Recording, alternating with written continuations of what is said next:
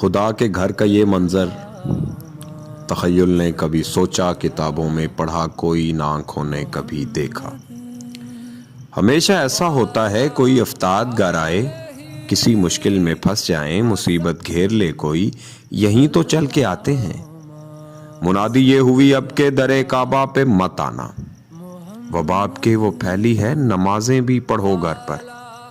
ہمیں تو چاہیے یہ تھا کہ اعلان ہو جاتا کہ سب مرکز پہ آ جاؤ۔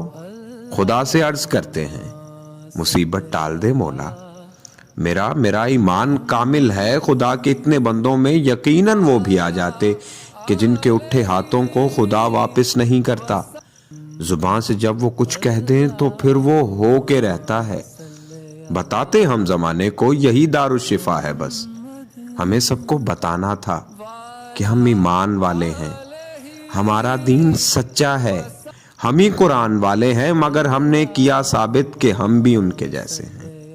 مجھے تو خوف آتا ہے کہیں ایسا نہ ہو اب کہ جب یہ دھند چھٹ جائے، حرم میں ہم جو داخل ہوں تو آنسو خشک ہو جائیں، جو روئے باب کعبہ پر تو ہنسنے کی صدا آئے، جو چومے حجر اسود کو خوشی دل میں نہ ہو کوئی، غلاف خانہ کعبہ سبھی کالک گناہوں کی ہمیں واپس نہ لوٹا دے، کہیں زمزم کی سیرابی ہمیں پیاسا ہی رہنے دے۔